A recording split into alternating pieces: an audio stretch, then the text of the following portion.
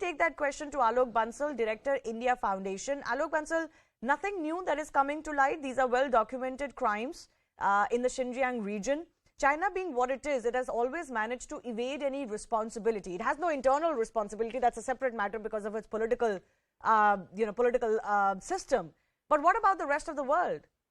See, firstly, this report has greater credibility because the committee was allowed to go into China. They have, in their report, they have cited certain documents which have been provided to them, which actually even tell you that this persecution of Uyghurs in Xinjiang has been going on from the time of Deng Xiaoping. So it's not a new phenomena, which most people believe that 7-8 years, but it's been going on for decades. It's a systematic persecution of an ethnic minority and a religious minority. United Nations,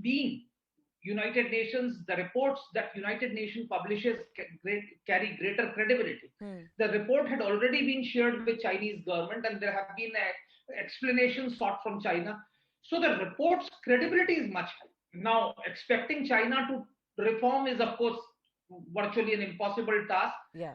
But many of the countries which were reticent and were silent on the persecution of Uyghurs will probably be forced to take a stance, especially the OIC countries, because Uyghurs are Muslims and they have been keeping silent while they have been raising inane voices on inane issues and very peripheral issues. They have been totally mum on this particular important aspect. But now that the United Nations report has come, the public opinion in these countries will become even more vociferous. And some of these countries will have to start raising questions. So this could affect China's relations with many of these countries, which is at this moment very, very good. So this is one of the things. Probably the Western countries could put a lot of pressure.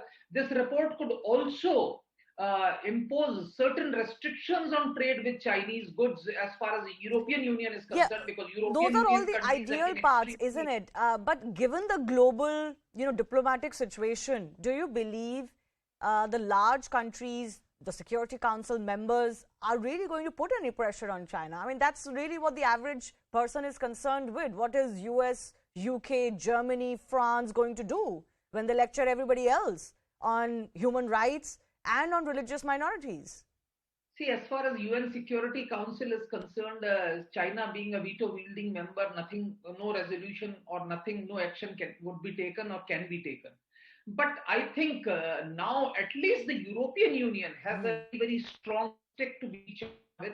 They have a valid room to take certain actions against China, and I think Europe should take it. Europe should, as it is, be peeved with China for siding with Russia in the Russia-Ukraine war.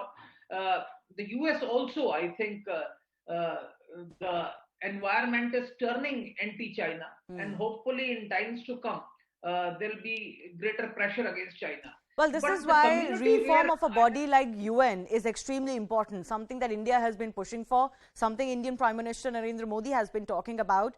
But Alok,